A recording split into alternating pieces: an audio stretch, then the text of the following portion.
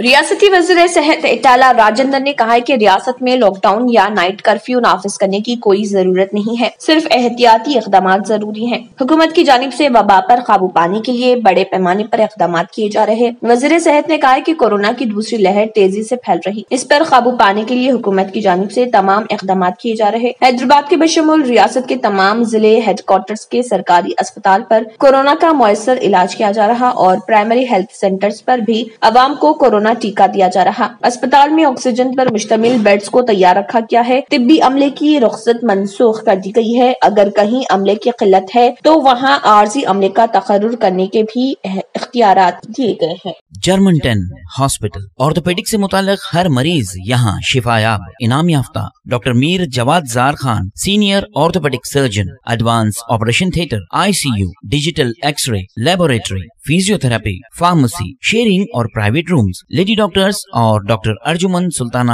گینیکولوجسٹ کی خدمات حاصل۔ واجبی فیس اور مکمل سہولیات سے ہزاروں مطمئن۔ ایمبولینس سے آراستہ جرمنٹن آرتھوپیڈک ہاسپٹل، پلر نمبر 150، عطا پور، حیدرآباد۔ اگر آپ نے ہمارے چینل کو ابھی تک سبسکرائب نہیں کیا ہے تو یہاں پر ریڈ کلر کا سبسکرائب بٹن دکھ رہا ہے، اسے کلک کریں اور ہمارے چینل کو سبسکرائب کیجیے اور ساتھ ہی ساتھ بیل آئیکن کو بھی کلک کیجیے، جس سے آپ کو تازہ اپڈیٹ ملتی رہے۔